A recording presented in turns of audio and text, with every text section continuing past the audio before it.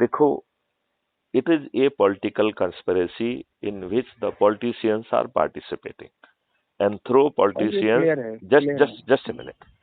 अब ये पॉलिटिशियन ऐसा क्यों कर रहे हैं? Because they are treating it as a tool to stay in power. That's तो ओनली रीजन। हमारा रिस्पॉन्स ये नहीं होना चाहिए कि हम इन दुष्टों को डिथ्रोन कर देंगे, इन सभी लोगों को हम हरा देंगे।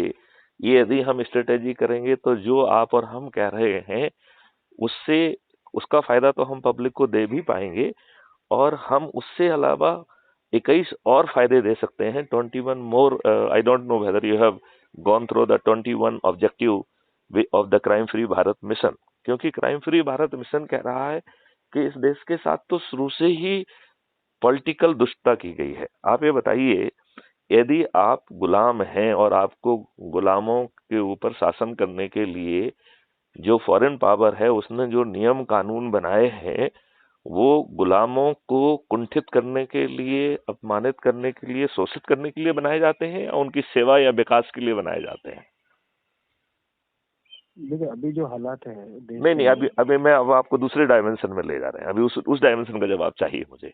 मैं ये कह रहा हूं कि हम गुलाम थे, अंग्रेजों ने जो नियम कानून बनाए वो भारतीय गुलामों के विकास के लिए बनाए, या उन्हें कुंठित करने के लिए, उत्पीड़ित करने के लिए, उन्हें जो है शोषित करने के लिए और देश की संपत्ति को लूटने के लिए बनाएंगे? What is your response to my question? आपका क्या जवाब है उसके बारे में?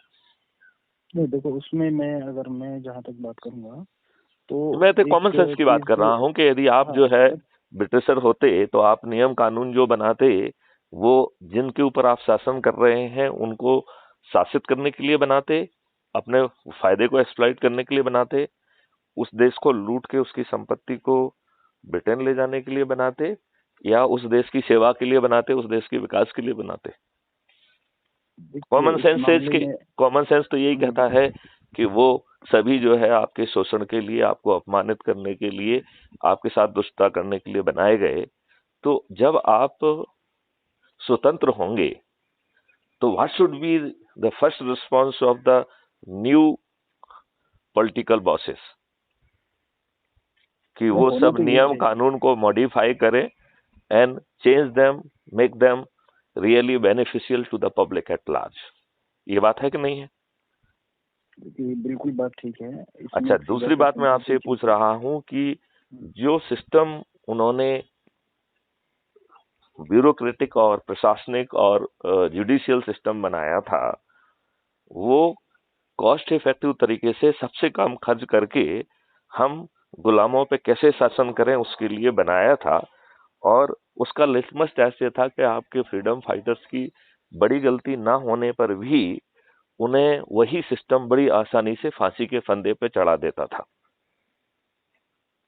हमने वही व्यवस्था बिना कॉमा फुल स्टॉप बदले अपने देशवासियों पे थोप के देश के साथ बहुत बड़ी नाइंसाफी नहीं की है क्या? देखिए इसमें सीधा सा एक ही क्वेश्चन आता है कि भारत आजाद नहीं, हुआ आप इसका थोड़ा रिस्पॉन्स जब, दीजिए। वो फिर अपन भारत हम्म, आजाद हुआ कि नहीं हुआ उसको थोड़ी देर से बात कर लेंगे। हम्म, ये दो जगह बहुत जवाब है, क्योंकि उससे जो है ना it will frame the reference hmm, of all forces must join together. यदि हम कोरोना और छोटी मोटी की बातें करेंगे तो ये किसी न किसी दूसरे हथियार को निकाल लेंगे, क्योंकि द ऑल जो है ना negative forces they are conspiring together, और उनके अपने लाभ पूरे हो रहे हैं। एक अनपढ़ गंवार लोग जिन्हें जीतना भी नहीं चाहिए था, हमारे रिप्रेजेंटेटिव नहीं होना चाहिए था। ओके, सो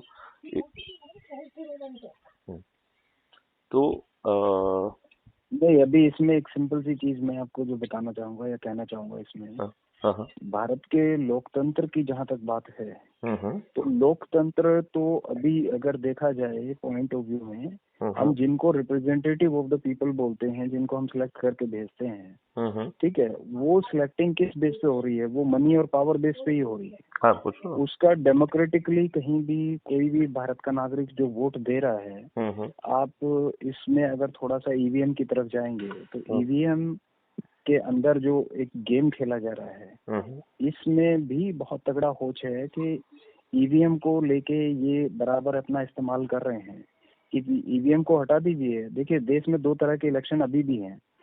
पब्लिक से जो कॉमन इलेक्शन है वो ईवीएम पे है, राष्ट्रपति का इलेक्शन हमारा अभी भी बैलेट पेपर से है। तो वो इनडायरेक्ट इलेक्शन, वो इनडायरेक्ट इलेक्शन है नंबर 1, और उसमें इलेक्शन है। हाँ। लेकिन मेरा कहने का मतलब ये है कि दो तरह की धाराएं आप क्यों चलाते हैं? एक ही तरह की धारा चलाओ ना, फिर आप चलानी है तो। दूसरी चीज क्या है कि जो भारत का अभी इलेक्शन की बात कह रहे हैं हम, इलेक्शन में हमारे जो लोग हैं जिनको हम भारतवासी बोलते हैं, तो मैं कहूँगा अभी सबसे बड़ी तो हमारे ऊपर सिस्टम में, हमारा जो सिस्टम में IAS IPS बैठते हैं या जो पीपल बैठते हैं एडमिनिस्ट्रेटिव लेवल पे, क्या इनको कॉन्स्टिट्यूशनल राइट्स या कॉन्स्टिट्यूशन की वैल्यू नहीं पता है? इनको सारी चीजें ट्रेनिंग दी जाती है, सब कुछ पता है। आप तो डिपार्टमेंट में रहे हैं। अब मैं आपसे भी जानना चाहूंगा या लोगों से भी, इस तरह की बातें हम करते हैं कई बार कि भाई जो एडमिनिस्ट्रेशन में बैठे लोग हैं उनको जानकारी है, आम पब्लिक को जानकारी नहीं है। तो ये लोग जब एडमिनिस्ट्रेशन में बैठते हैं, इनको सिस्टम चलाने के लिए बिठाया जाता है। तो सिस्टम चलाने के लिए जब ये बैठते हैं तो ये क्यों नहीं इनको रेटेलिएट करते, इन पॉलिटिकल लीडर्स को रेटेलिएट? मैं आपका जवाब, क्योंकि ये पॉलिटिकल, एक मिनट, मैं आपको इस बात का जवाब, उनको एज ए सर्वेंट एक मिनट, मैं जो है आपकी बात का बड़ा डिटेल में जवाब दूंगा, लेकिन इसके पहले मैं एक आध क्वेश्चन आपसे पूछना चाहता हूँ। मैं ये पूछना चाहता हूँ कि क्या देश के संविधान ने देश के राष्ट्रपति को ये अधिकार दिया है कि वो जो है संविधान में कोई आर्टिकल बाय नोटिफिकेशन डाल दे? ऐसा किसी अधिकार से आप परिचित हैं क्या? संविधान ने दिया होगा, क्योंकि आप तो इतनी सारी PhD किए हुए हैं। नहीं, उसमें देखिए राष्ट्रपति के पास अधिकार की जहां तक बात है, जो भी कानून संसद और लोकसभा के अंदर जब पास होता है, लोकसभा और नहीं, मैंने बड़ा पॉइंटेड क्वेश्चन किया। क्या कोई आर्टिकल कोई देश का प्रेसिडेंट, मतलब भारत देश का प्रेसिडेंट बाय नोटिफिकेशन संविधान में पैदा कर सकता है क्या? मेरे नॉलेज में तो अभी तक है नहीं कर सकता है। तो आर्टिकल 35A कैसे पैदा कर दिया गया? और आप जिन ब्यूरोक्रेसी की बात कर रहे हैं, वो ब्यूरोक्रेसी ने ना पब्लिक को बताया, ना जुडिशरी ने बताया। देखिए 2014 में एक PIL भी सुप्रीम कोर्ट में लगाई गई थी 2014 में, और उसका मजनून केवल इतना ही था कि आर्टिकल 35A संविधान के बिना संशोधन के, आर्टिकल 365 की जो कोडल फॉर्मेलिटी है संविधान संशोधन की, उसका बिना पालन किए संविधान को संशोधित कर दिया गया है बाय इनहेरिटिंग आर्टिकल। तो ये आर्टिकल 35A असंवैधानिक है। अब मैं आपसे पूछता हूँ, ये दूध पीते बच्चे को समझ में नहीं आएगा कि जो कोई जो है ना संविधान में एक आर्टिकल घुस रहा है बिना पार्लियामेंट जाए, तो ये शुद्ध दुष्टता नहीं है? Number one. नंबर 2, इसमें खुद जो है राजेंद्र प्रसाद जी ने 8 पॉइंट के साथ इन्होंने जो नोटिफिकेशन आर्टिकल 35A का भेजा था, उसे वापस किया जवाहरलाल नेहरू को कि ये संवैधानिक नहीं है। मतलब फॉरगेट अबाउट, उस समय प्रेसिडेंट खुद ही लिख रहा है इनको कि ये संवैधानिक नहीं है, और ये उसके जवाब में कह रहे हैं कि मैं आपके सभी बिंदुओं से सहमत हूं, आपकी बात से सहमत हूं, लेकिन ये महत्वपूर्ण है, आप इसे जारी करें, मैं चाय पर आपसे अनौपचारिक चर्चा कर लूंगा। क्या देश का प्रधानमंत्री इतनी बड़ी जो है ना साजिश कर सकता है, वो भी असंवैधानिक? आप ये बताइए, ये देश जो है लगभग 1100 वर्षों से विभिन्न तरीकों से प्रताड़ित होता रहा, थोड़ा बड़ा ज्यादा, राइट? और इसकी संस्कृति, इसके वैल्यू, इसके ज्ञान, वैदिक ज्ञान को जहां कहीं भी कुंठित किया जा सकता था वो कुंठित किया गया। इवन नालंदा जैसे विश्वविद्यालय में महीनों तक जो है लाइब्रेरियां और ज्ञान जलता रहा। तो उस समय आप असहाय थे, आपकी हत्याएं की गई, महिलाओं के साथ बलात्कार किया गया, महिलाओं को 2-2 दिनारों में बेचा गया, उसके स्तूप भी लगाए गए, तो हमें वो सब सहना पड़ा। जब आप स्वतंत्र हो गए तो हमारी पहली स्ट्रेटेजी क्या होना चाहिए थी कि खोए हुए सम्मान को वापस लेना, खोए हुए ज्ञान को वापस स्थापित करना, अपने कल्चर और अपने उसको स्थापित करना।